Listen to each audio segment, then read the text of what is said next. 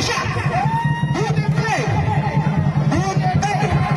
At ang aking pinsan, ang kanyang mga bahay, si Francis Bayaran Timbang. Nandito na po sila.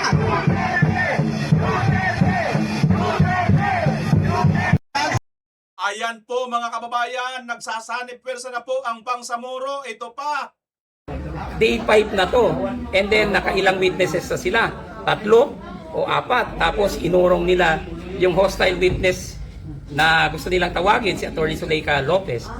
This really disturbs my mind as a lawyer, as a practitioner for almost 30 years. Usually, pag ganito ang timpla ng prosecution, failure yan. It leads to acquittal. Kasi umpisa pa lang mali-mali na eh. And these witnesses are major witnesses. Kalilong, si Lotop, hindi yan sila biro-biro ha. Kasi isang article ang gusto nilang i-prove dito. Yung grave threats, di ba? Doon pa lang palpak na sila. They are saying that yung kanilang article on grave threats, yun ang major nila. Major article of impeachment. Pero pumalpak, kung sa major, baksak, what will happen to the other articles? Wala nang halaga. And that will lead to acquittal because they blundered, they bungled it. Sila ang nag-present, pero ang witnesses nila, wala palang alam talaga at saka hindi talaga smoking gun. So iba yung propaganda nila sa media at saka sa public na nilalabas nila sa newspaper at saka sa media and social media. Iba yung nangyari dito. Sa actual trial, palpak eh. And that's very clear. From my mind, na ginagawa na lang nila ngayon is sirain si BP for 2028 because their impeachment is dead in the water. It's really a waste of taxpayers' money. Waste of our money. Pero natin to taxpayers tayo.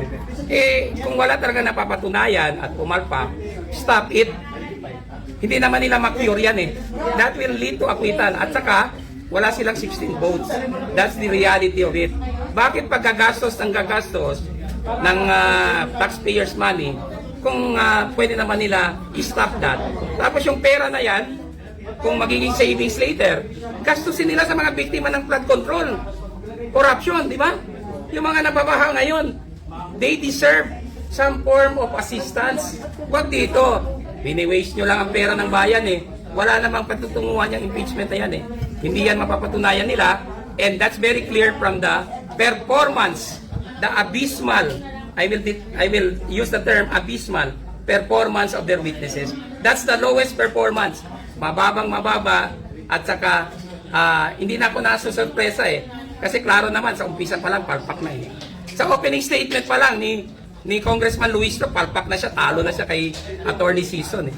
We can pressure the Senate. We are the body politic. Tayo naman ang Filipino people. I-pressure natin sila. Tigilan nyo na yan. Kasi wala naman kayo mapapatunayan. Sinasayang nyo lang ang pondo ninyo. Na dapat sana magamit pa sa ibang mga mas makabuluhang bagay. Katulad ng investigation sa flood control. Yan. Game ako dyan kung gagastos sila. Kasi ilang billion ang nawala? Almost a trillion or more than a trillion pesos. Yan, that's worth spending. Pero dito sa impeachment, magkano? Few hundred million of confidential funds na ginastos naman talaga sa intelligence operations, hinahabol mo and then gagastos ka ng billion. Where is the logic there? Di ba? Dapat magtipid tayo. We are in a crisis eh. Ayan mga kababayan, wala po pumalpak itong si Nuestro kung kaya't ito'y maglilid sa pagka-acquittal or pagkatigil nitong impeachment mga kababayan. Kasi nga po, yung major subject nila ay major problem din pong lumabas sa kanila mga kababayan. Ito nga pong inuna nila, no? Itong sinasabing grave threat, di umano, palpak na palpak ang kanilang mga witnesses mga kababayan, mga false witnesses at mga marites. Hindi po napapatunayan ang mga aligasyon nila at wala po silang kinalaman or kaalam-alam personal. Dahil dyan mga kababayan ay nag-aatrasan na po ang mga witnesses. Isa-isa nang nag-aatrasan at kitang-kita na po natin dito mga kababayan na wala na pong silbi kung magpapatuloy pa itong impeachment laban dito kay Vice President Inday Sara Duterte sapagkat adding insult to the injury, gumagastos po ang taong bayan para lang po dito Samantalang willing na willing po ang taong bayan at pinapanawagan at sinisigaw natin lahat na dapat ang imbestigahan ang flood control dahil nandito po talaga ang napakalaking pera na nawawala sa kaban ng bayan. Hindi po itong 125 million confidential ni BBM Inday Sara. Kasi kung confidential ang pag-uusapan, abay mayroon din si BBM na ganyan mga kababayan. O tingnan nyo po ha, kung sinong mas malaking confidential na ano mga kababayan na pera na dapat imbestigahan at hindi iniimbestigahan. Dito pong ni Luestro mga kababayan, tingnan nyo. Bakit hindi niya ito iniimbestigahan ni Luestro mga kababayan? Panoorin niyo ito. Doon po sa kanyang confidential funds, over 100 million or over 600 million ho yata yung 612. 612 million yung nababanggit. Bakit siya inuusig on her confidential funds? Confidential nga ho yun. Nabanggit din ho ng side niya, bakit siya lang? Bakit naging selective? Sa Office of the President, 14 billion daw po yung confidential funds. Hindi po ba na lahat din ng departamento at government agencies may confidential fund? Binanggit nyo na rin lang po yung impeachment case against President BBM. Again, syempre, ang sasabihin po ng mga supporter ng Vice Presidente, yung impeachment nga ni Presidente, dinismiss niya eh. Tapos, dito kay Vice Presidente, 2 beses niya i-file hanggang sa nagka-trial na nga po. So kung patas daw ang pag-uusapan, bakit daw ho ganun? Doon So, Luestro, kung patas ang pag-uusapan, bakit nyo dinismiss ang kay BBM na 14 billion ang confidential fund? Samantalang itong kay Vice President billion, 14 billion. Samantalang itong kay Vice President Inday Sara, magkano lang naman, anak na teteng, 125 million lang versus 14 billion. Nasaan na bang mga jutak ninyo? Nawala na ba, mga kababayan? Abay, yan po ang ating pag-uusapan ngayon. Ngunit bago natin tunguhin ang mga detalye, tayo po muna ay, mayroon pa pala mga kababayan, Senator Bato, lumutang na. Aba, nakita nyo naman, di ba? Kahapon, na reaksyon natin, ang ICC po ay pinabubuwag na, pinatitigil na, dinidismantle na nitong US or ni Uncle Trump. Uncle natin yung si Trump, mga kababayan. Mas gusto ko na si Trump kaysa si Uncle Bangag. Ayoko si Uncle Bangag. Anyway mga kababayan, tuloy tayo. Magpapasalamat po muna ako sa lahat ng mga walang sawang nagla-like, nag-share sa ating video. Kung nagugustuhan nyo po ito mga kababayan, bigyan nyo naman po ako ng like at pakishare nyo na rin kung inyong marapatin. Ngayon kung bago ka lang dito, pakisubscribe naman, pakipindot ang notification bell all. Tatanawin ko pong malaking utang na loob ito kung inyong gagawin. At ito po ay promise, wala pong bayad, hindi po mababawasan ang iyong bulsa. Tulong nyo na lang po sa amin yan sapagkat hindi po kami tumatanggap at hindi po kami bayaran ng kahit sinong mga politiko. Maraming salamat kabayan sa inyong suporta. Tuloy na po natin ang ating detalye ng ating pag-uusapan. Ito po mga kababayan, itong nangyayari ngayon, ito po talaga ang realidad sa ating bansa ngayon mga kababayan. Mayroon po tayong impeachment na sinusugod po ng ating pong mga kababayan diyan nga po sa Bangsamoro. Or ito nga pong mga MNLF, MILF, Bangsamoro people, sumusuporta po sila hindi sa impeachment, kundi dito kay Vice President Inday Sara Duterte.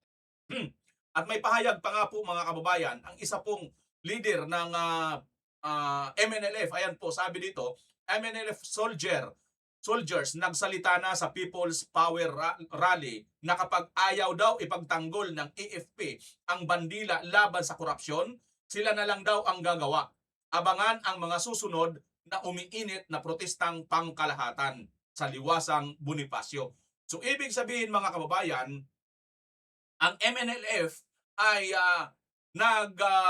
nagtatakda or malapit-lapit na rin sila lumantad at lumabas dito sa Metro Manila or talagang makikita natin, di ba, nagsalita yung isang MNLF noon, na-reaction na natin dito. Nandito na sila mga kababayan. Now, bukod yan sa nandito na sila, no?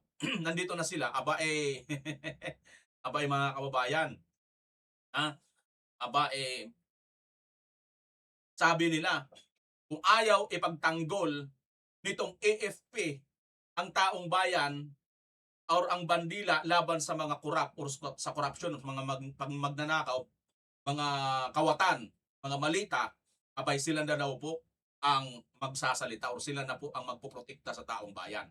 Sang-ayon ba kayo dito mga kababayan? Comment daw nga dyan mga kababayan kung sang-ayon kayo. Ito pa, Pakita pa akong picture. Kung sakaling magkagulo ang ating bansa dahil sa personal interest ng mga mamamahala, poproteksyonan nyo ba ang taong bayan? Trabaho ng MNLF na protektahan ang mamamayan, kaya asahan nyo na kayo ay aming poprotektahan. 12 hours ago lang po ito mga kababayan, no? O 12 hours lang po ito. Nakapost po ito dito sa Brigade, ha? Ito po ay nakikita nyo naman siguro, ayan, Brigade. Yan po, yung post na yan mga kababayan. Nakapost naman po yan. Di naman po natin gawa-gawa yan. Ha? MNLF din po ito. Brigade, ayan no. Brigade, Bang Commander at Bangsamoro National Armed Forces. Ayan no. Ayan po yan mga kababayan. Sir, may tanong po dito no. Sir, kung sakaling magkagulo ang ating bansa dahil sa personal interest ng mga namamahala, poprotektahan nyo ba ang taong bayan? Sagot, trabaho ng MNLF na protektahan ang mamamayan, kaya asahan ninyo na kayo ay aming poprotektahan. Yan po ang sinasabi nila mga kababayan, ano ho? Kaya umasa po tayo sa proteksyon po nitong mga MNLF. Ayan sila oh mga kababayan no.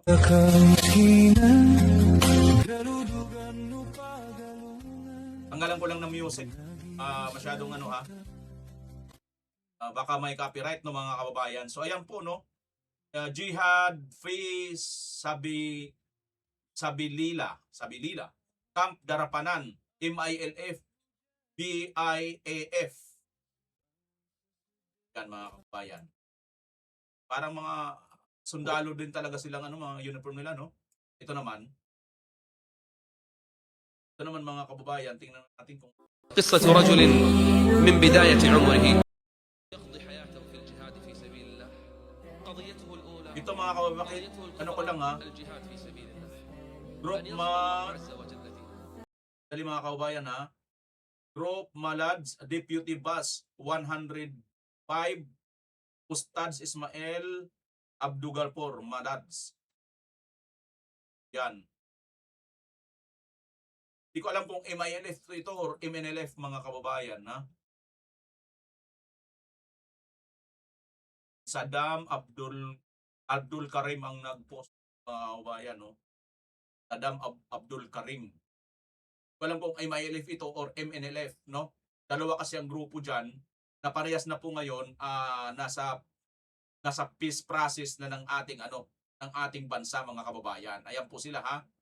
So pinakita ko lang po yan sa inyo. Ito. Balik na po tayo dito sa ating topic ngayon sa impeachment. Panoorin natin ito mga kababayan, itong balita tungkol sa impeachment. Ito.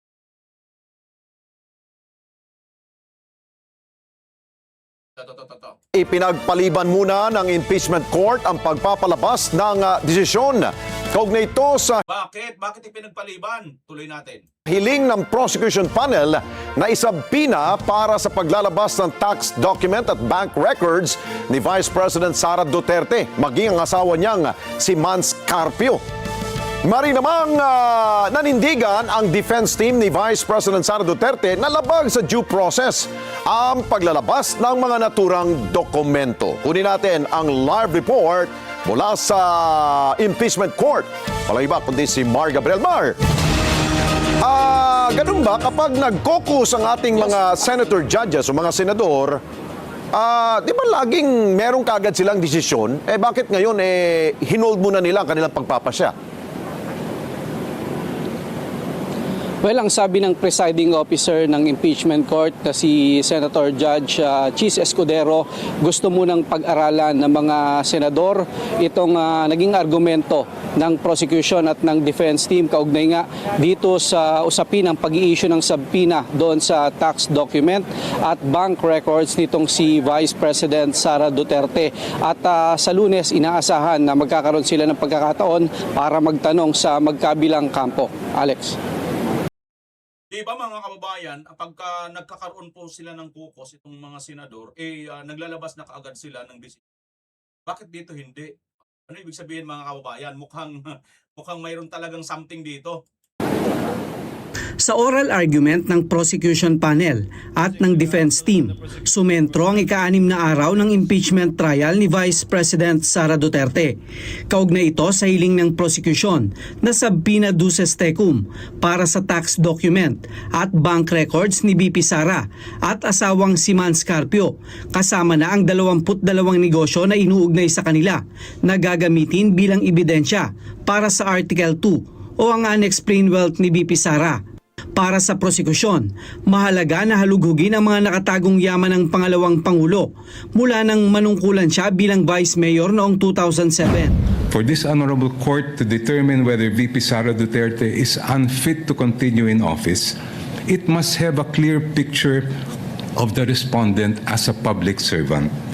Kailangan makita ng publiko at ng mga senator judge ang tunay na kulay ng vice-presidente at larawan ng kanyang buong pagkatao bilang isang lingkod bayan. Sa panig ng defense team, iginiit ni Attorney Michael Powa na hindi sila tutol sa accountability at naniniwalang walang sinuman ang mas mataas sa batas. Pero sa proseso gaya ng impeachment trial, mahalaga rin daw na masunod ang due process base sa itinatakda ng batas. Your Honors, jurisprudence provides that for a subpoena to be valid, it must comply with twin requirements of 1, definiteness, and 2, relevance. Ibig sabihin po nun, dapat particularly describe po ang nasasaklaw ng subpoena at dapat may direktang kaugnayan sa ginagawang paglilitis. Your Honors, when a subpoena becomes oppressive, when it is unreasonable, and when it is merely issued for the very purpose that there is a hope that somewhere, somehow, something incriminating will come out, it ceases to be an instrument of justice. It becomes a weapon of a fishing expedition. And that is exactly what confronts this very court today. And that is why the defense has taken the position that the prosecution's requests must be denied. Sabi ni Powa, may tuturing na resulta ng fishing expedition ang mga dokumento na nais ipresenta ng prosekusyon. Matapos kasing maisampang reklamo, saka pa lang daw naghanap ng ebidensya ang House of Representatives. Balikan po natin kung saan nagsimula itong proceeding na ito. I have here with me, Your Honors, copies of the Zabalia and Cabrera complaints, both filed before the House of Representatives. Both accused the Vice President of allegedly amassing unexplained wealth, both with voluminous attachments, yet not one attached a document to support that accusation. Not a single financial transaction record, not even a single SALN. In fact, it was only after these complaints were filed, and more significantly, only after the respondent had filed her answer before the Committee on Justice, that committee started searching for evidence to somehow support these accusations through, again, the issuance of subpoenas. In our legal system, it is not permitted to accuse now and then just look for proof later on. That is not how due process works. Hindi po dapat natin pinapayagan yan. Iginit din ng depensa na may mga umiiral na batas, kabilang ang Anti-Money Laundering Act at Bank Secrecy Law na nagbabawal sa pagbubunyag ng ilang impormasyon at hindi otomatikong nagiging exception ang impeachment upang buksan ang lahat ng bank records. Binigyan din ng depensa na hindi dapat isama ang bank records ng asawa ng Vice Presidente dahil hindi ito isang impeachable official. Sabihin na confidential ang ilang impormasyon at dokumento, madaling magturo ng batas. Pero ang hinahanap po ng impeachment court ngayon at sa mga susunod na araw, linggo at buwan ay ang katotohanan at ang layunin ay makamit ang pananagutan. Confidentiality Your Honor, should not be the prevailing principle in this proceeding. Hindi po confidential ang katotohanan. I agree po under the tax code that Section 71 provides that if the President orders, then nawawala na po yung confidentiality. However, Your Honors, even given that there's an order from the President, I think we should still think about the relevance. Para saan ba ine-examine yung mga dokumento? Hindi ba para sa impeachment proceeding? Hindi po namin sinasabi na kung sakaling nagkamali man ang Vice Presidente, kung sakaling may paglabag man sa batas ang Vice Presidente noon, ay hindi na pwedeng maparusahan. Marami naman pong paraan. You can file cases against the Vice President for those infractions, preterm infractions.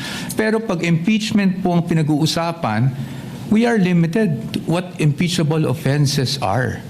Matapos ang oral arguments, agad na nagsagawa ng caucus sa mga senator judges para pag-usapan ang desisyon sa issue.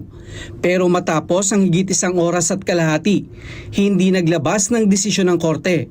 In caucus, the senator judges agreed to study the matter more, given that not everyone has actually completed reading the memoranda given by the parties and submitted by the parties, and given that they want more time to look into the complicated issues involved in these two motions for the issuance of subpoena. The senator judges agreed in caucus to decide on the matter on Monday.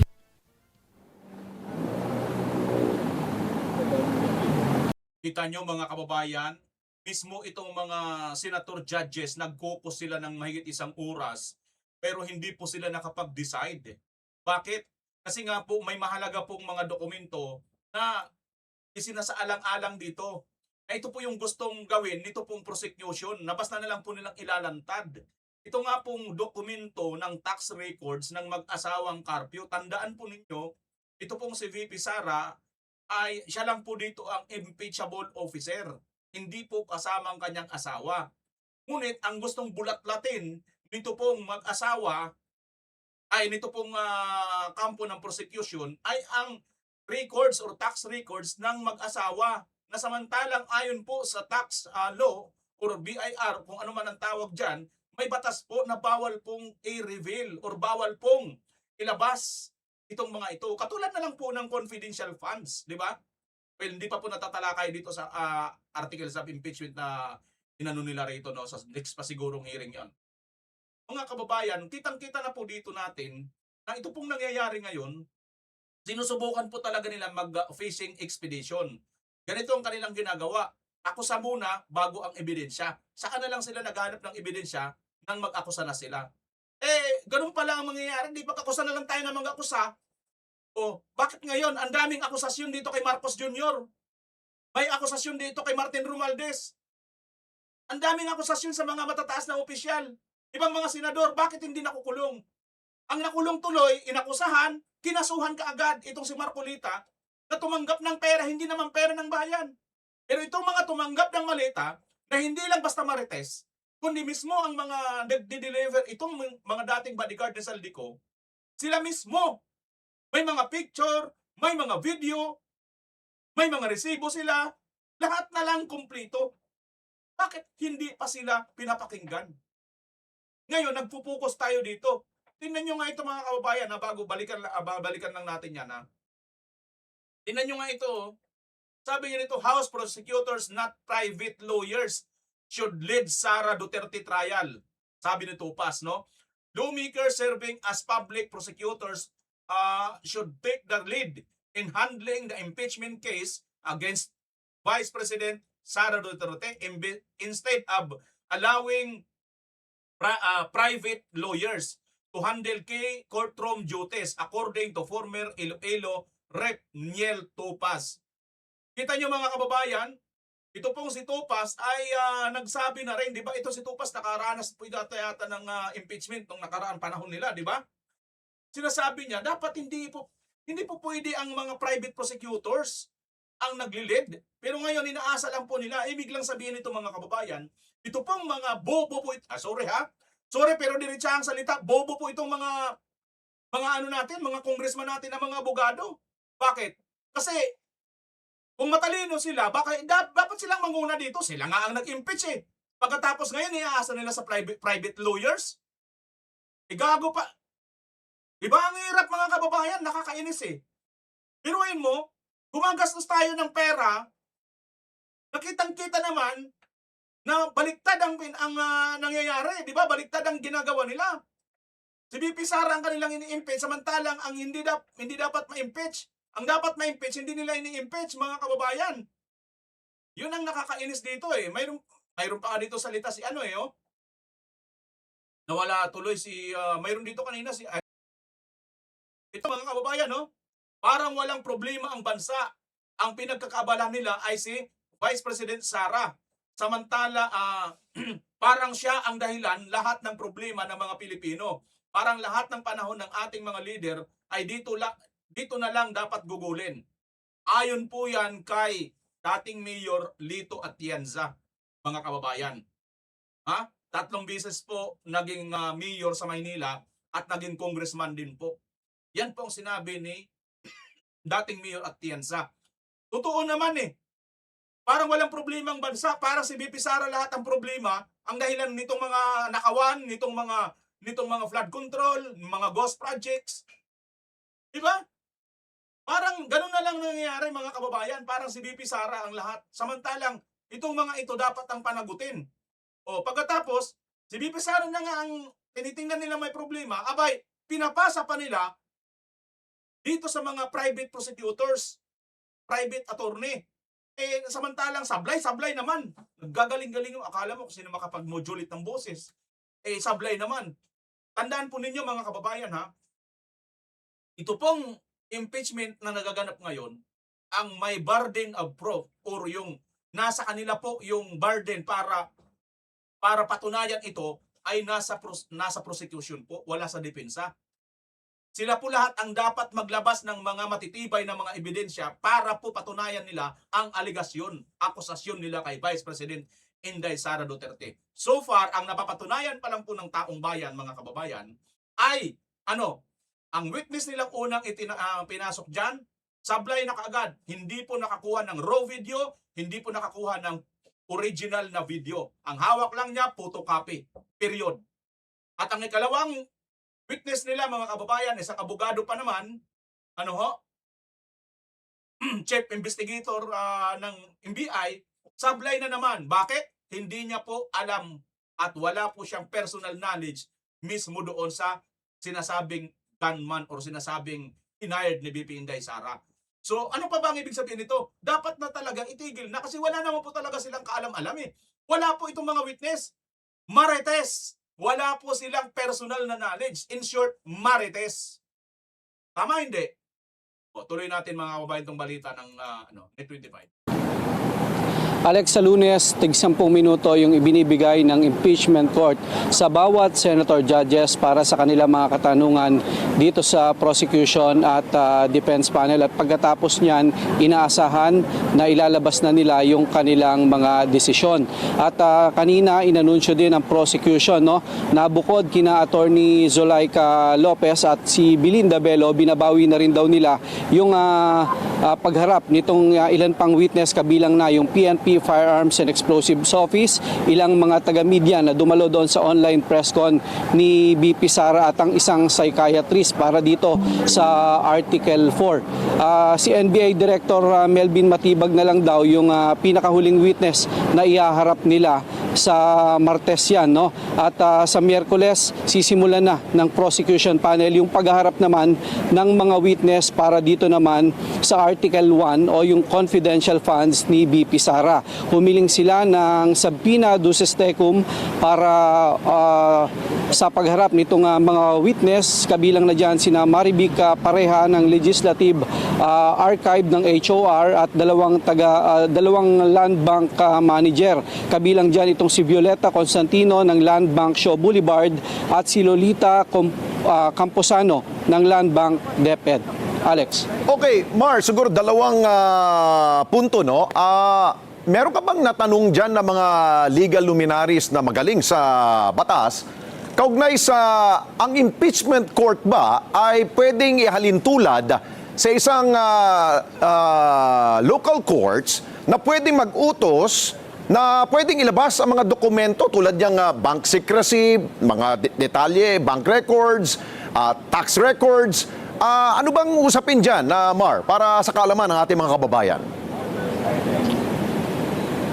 Alex, wala tayong nakausap na legal expert tungkol dyan sa usapin ng pagsabpina dito sa mga document na hinihiling ng prosecution. Pero yan nga, Alex, yung punto nitong ginagawang oral argument ng magkabilang kampo. Inilalatag nila yung kanilang mga argumento.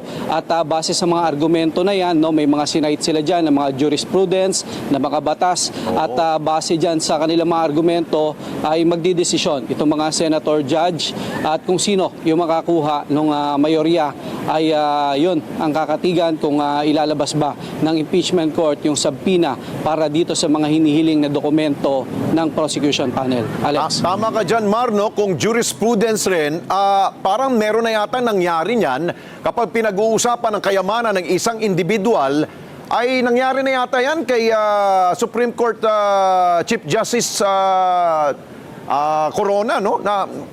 Napakita yata mga records sa kanyang kayamanan, di ba? Yes, Alex, yan yung isa sa mga ni-raise nitong prosecution kanina, no? Yung naging proseso ng paglalabas ng mga bank documents nitong pamilya rin ni dating Chief Justice Renato Corona. Pero ginigit naman itong defense team na matagal na panahon na yon at pagkatapos nun, Alex, ang nagiging basehan na nitong depensa, no? Para hindi raw maging applicable yan, yung ginigit ng prosecution na yan, ay yung desisyon ng Supreme Court doon naman sa Duterte versus House of Representatives. Kaugnay yan doon sa naunang inihain na impeachment case dito kay Vice President Sara Duterte. Okay, Alex. on a lighter side, Mar, no? Sa argumento kanina ng prosecution at ng depensa, parang tila hinangaan itong dalawang magagaling na abogado, no? Si Attorney Poa at maging si attorney na ngayon ay Congressman Chel Jokno, no? At ang sabi, sila daw ay tinatawag na model of clarity and civility. Dahil nga napakalinaw ang kanilang pagbibigkas sa kanilang mga punto kanina, no? May inside story ka ba dyan, Mar, sa caucus kanina ng mga senador? Dahil nag-warning yata si na sana ganito tayo. Si presiding officer Escudero sabi niya, sana ganito tayo na malumanay, malinaw at hindi nagsisigawan. Doon ba sa caucus sa mga senador, hindi ba sila nagsigawan kaya walang desisyon sila? Well, kanina nga narinig natin yung komento ni Senator Chis Escudero dito sa both parties, no. Ang sinasabi niya mahinahon at naging kalmado, malumanay yung naging palitan ng argumento nitong defense team at nitong prosecution panel. At doon sa pagtayo kanina ng mga ilang senator, nagpasaring si Senator Chis at sinasabi niya umaasa pa rin siya na maging payapa yung kanilang isinagawang caucus kanina. Pero hanggang sa ngayon wala naman tayong impormasyon kung nagkaroon ba ng nagkainitan ba itong mga senador doon sa ginawa nilang caucus sa pag-discuss dito sa argumento ng magkabilang panig. Pero kanina sa desisyon ng presiding officer binigyan ng pagkakataon at pinalawig yung hanggang Lunes yung pagbibigay nila ng desisyon para nga raw magkaroon ng sapat na panahon pa itong mga senator judges na pag-aralan itong mga argumento na inilatag ng magkabilang kampo. Alex. So, ulitin ko lang, Mar, no? Sa Lunes, magpapasya na tong impeachment court, no? Pero before nila ilabas yung desisyon, magkakaroon ba ng caucus ulit? Mag-uusap-usap ba yan?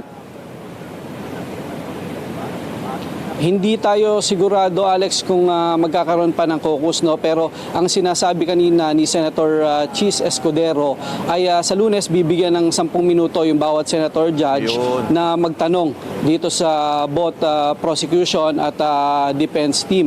At pagkatapos niyan, Alex, ay ilalabas na nila yung kanilang mga desisyon at boto dito sa usapin. At inaasahan natin, Alex, na bawat boto na yan ay may kalakip na paliwanag mula dito sa mga senator judges. Alex. Okay, malinaw na malinaw mula sa impeachment court live. Walang iba kundi Ayan nga mo mga kababayan, ang nangyayari po dito ngayon. So ibig sabihin, Hinangaan po itong dalawang abogado, mga kababayan. Ayon nga doon kay Atty. Chico. Ayan sa kay Siljok nun daw, talagang may ngipin ang mga argumento. Anyway, mga kababayan. Ganun po sana dapat. Yung isa kasi, yung, wala ligutan ba yon? Ligutan ba yon? Yung kanilang abogado? Sino ba yon? Yung kanilang abogado, mga kababayan, na akala mo, hangang-hanga sila roon. Paano naman hindi mo hahangaan? Magbibiruin mo mag-isa lang. Samantalang dito sa kabilang panig, bawat isang witness, mayroong inaharap na isang abogado. Di ba napakaganda? Ganun sana. Ba't wala kayong iharap na abogado? Dapat iharap yung abogado, yung mga abogado ninyo dyan, lalo na yung mga congressman, para makita rin namin kung paano makipag-argumento. O katulad dito ngayon sa Siljok, no? O yan. Di ba? Wala na bang katulad ni Siljok, no, dyan? O lahat na lang di ba? Hindi naman ako humanga kay Siljok, no? Humanga lang ako dahil nga sa mahinahon silang dalawa. Mahinahon sila naglatag ng mga argumento. Pero yung isa, hindi mo naman kailangan ng hinahon din noon, mga kababayan, dahil ipinagpipilitan nila yung sablay nilang argumento, di ba? So ngayon, eto na. Kita nyo na, mga kababayan, mismo yung itong Supreme Court, mga judges, Supreme Court, itong presiding judge or itong mga huwis ng impeachment, ay atubili sila, hindi nila agad-agad basta pwedeng mailabas. Bakit? Kasi nga po, kasama doon yung sa kanyang asawa ni VP Inday Sara na hindi naman po impeachable officer at hindi naman po nagtatrabaho sa gobyerno, mga kababayan. Tingnan nyo nga ito muna bago tayo tumungo dun sa So, di ba? So, hindi nakapag-desisyon. Bagamat nagkukos po ang mga senador, mga judge, hindi agad-agad sila naglabas ng desisyon. Pakinggan muna natin uli. Tatanungin muna namin kayo kasi delikado ito Pag inilabas kasi ito ng mga kababayan, tandaan nyo po hindi po immune forsooth. Ito pong mga senador. Anytime pwede po silang makasuhan. Presidente lang po ang immune forsooth ngayon. Kahit nga si BP Inday kung tutuusin, pwede nilang kasuhan. Kaso ayaw nila pong kasuhan Gusto po nila dito po sa impeachment. Di ba? Gusto po nila tanggalin muna. Kumbaga, tanggalin muna namin bago namin kasuhan. Parang ganon. Kasi, pag kinasuhan, mga kababayan, alam naman po, mababasura ka agad Di ba? Mababasura ka agad. Sige, tuloy natin, mga kababayan. So, ayan Ito. Tingnan nyo ito. Tingnan nyo itong sinasabi ko sa inyo. Presiding officer, then is counsel saying that therefore the affidavit is defective or wrongful and that November 6 is not the right date? What then is the right date to the subpoena to ABS? With all due respect, we object to the use of the term defective. Counsel, we shall await. Let the Yes. document speak for itself. Yes, Your Honor, please. If it's there. The witness is Yes, now it in the was the process. witness who said that it was a mistake, not me. No, it doesn't make the entire affidavit of investigation defective. No, I merely said the date was wrong Patay ka. because that's what he said. Yes, Your Honor. It's the one and only Digo Double G. Lolo. Presiding tingnan a nyo, mistake, not me. No, it doesn't make the entire affidavit of investigation defective. No, I merely said the date was wrong because that's what he said. Ayun, mga kababayan, supply ka kay Senator Aimee. Napaganon siya akala mo, wawarayin mo si Senator Aimee, marunong magwaray yan. Ilocana, marunong din mag-Ilocana yan. Parang ako lang, no? Injak mawatan manong. Ang kamanitag sarasarita ti waray-waray. Hindi rin ako makasabot sa imo, di na pudoy. Ayaw ka pag winaray-waray. Pag tiniyaw-tiyaw na kayo, kung gusto imo kigol.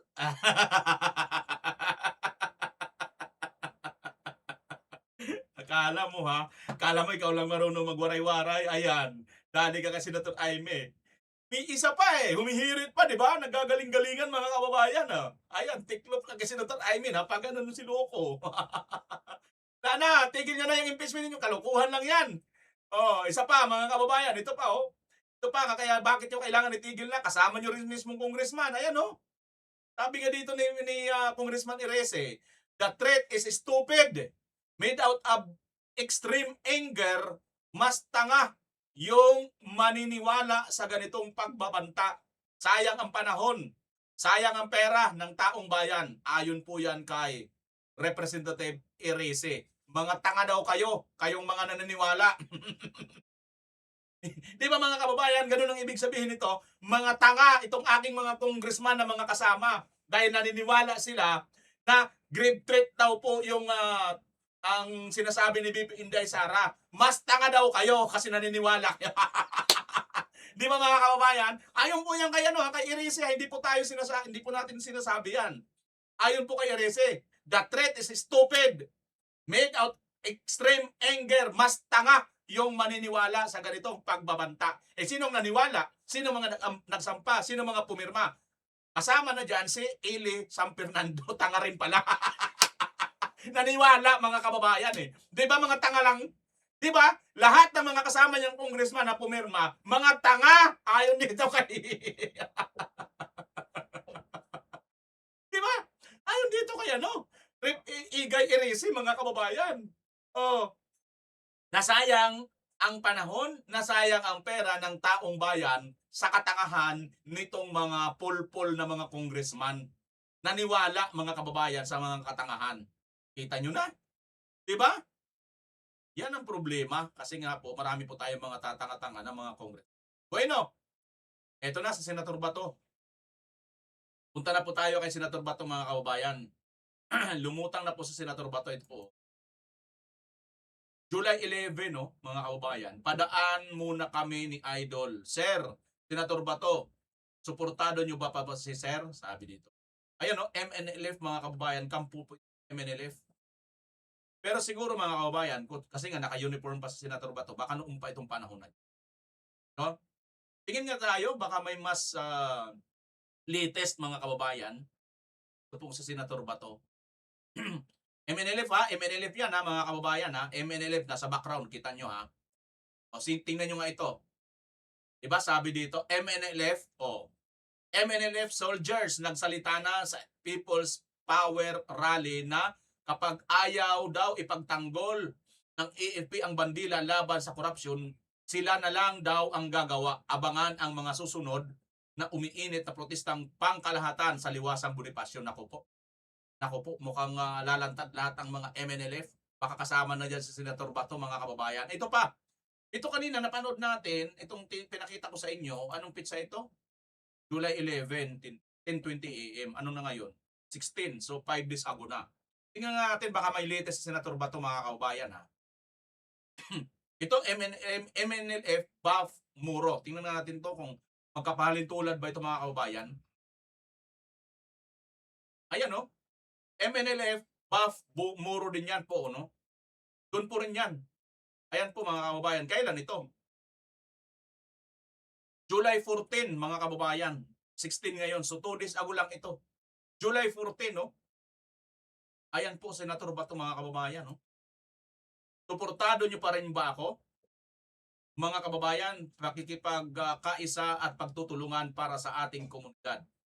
Siguro EI mga kababayan kasi nga bata pang tsura na Senator Bato Pang EI nga Tingnan natin mga kababayan kung EI nga talaga yan Ito sa Senator Ruben kasama si Normis Suarez. Yesterday lang po ito Assalamualaikum and good morning mga kapatid. Kumusta kayo? Samahan nyo kami magkape. Sabi dito Ito po ang MNLF mga kababayan. Ito 4 hours ago Pagpapatuloy ng implementasyon ng Final Peace Agreement, ang panawagan pa rin ng Moro National Liberation Front o MNLF kasabay ng commemoration activity nito. Sinabi ni MNLF Central Committee Vice Chair for Political Affairs at Member of the Parliament Dr. Romeo Sema na hindi pa tapos ang laban dahil mula sa dating pakikibaka gamit ang mga armas ay nasa estado na ngayon ng pakikibaka gamit ang politika. Mahalaga umano ang ganitong mga aktibidad para muling pukawin ang kamalayan at damdamin ng bawat membro at taga-suporta ng MNLF sa kanilang ipinaglalaban. Ayan mga kababayan Ayan po ang MNLF Ito po ang pagsasalita ng National MNLF Itong ang picture dito mga kababayan. Nandito yung Nandito si si Normis na hindi pa tapos. Ayun Normis Suarez yun mga kababayan ano daw sinasabi dito? Panoorin natin ulit. Pagpapatuloy ng implementasyon ng Final Peace Agreement, ang panawagan pa rin ng Moro National Liberation Front o MNLF kasabay ng commemoration activity nito. Sinabi ni MNLF Central Committee Vice Chair for Political Affairs at Member of the Parliament Dr. Romeo Sema na hindi pa tapos ang laban dahil mula sa dating pakikibaka gamit ang mga armas ay nasa estado na ngayon ng pakikibaka gamit ang politika. Mahalaga umano ang ganitong mga aktibidad para muling pukawin ang kamalayan at damdamin ng bawat miyembro at taga-suporta ng MNLF sa kanilang ipinaglalaban. Ayan mga kababayan, ang mga kapatid na mga MNLF, ang kanila pong ipinaglalaban. No? At dito nga po natin nakita or napanood si Senator Bato de la Rosa. Hindi po natin sinasabi mga kababayan Agreement, ang panawagan na nandito si Senator Bato ha, mga kababayan sa MNLF camp. No? May nakita lang po tayo rito mga picture. Ayan po. Oh. Although sinasabi nga ito, EI content. No? EI content. Meron akong kaibigan. Ayan mga kababayan. Ito po yung MNLF. No? Hindi ko po sinasabi na nandito sa Senator Bato ha, mga kababayan. Ha? Pahanapin nyo sa akin. No? Yan. So, hindi ko alam kung EI din to. Assalamualaikum and good morning mga kapatid. Padaan muna kami ni Idol Robin Padilla. Tara kape. Siguro EI din to, no? Kaya siguro kasi batang-bata pa si Senator. Yan po mga nakikita lang po nating post dito sa MNLF. Ayan no mga kababayan. Yan po yun. July 11. Ayan no, MNLF camp. So sila, itong MNLF na ito mga kababayan, sila po ang nagsasabi, sabi po ang isa sa Liwasang Bonifacio, na kung ayaw daw manindigan para ipagtanggol ang bayan na itong AFP, sila na lang daw po laban sa korupsyon. Ayun na po ang musga mga kababayan. Kung ano pong inyo masasabi dito sa inyong mga napanood at ano ang sabi ninyo sa video ito. Antayin ko po ang inyong comment sa baba. Paki-comment dyan sa baba sa comment section. At pag-uusapan natin yan. Maraming salamat. Tayo sa sunod na. Gamer Channel po. Bye-bye.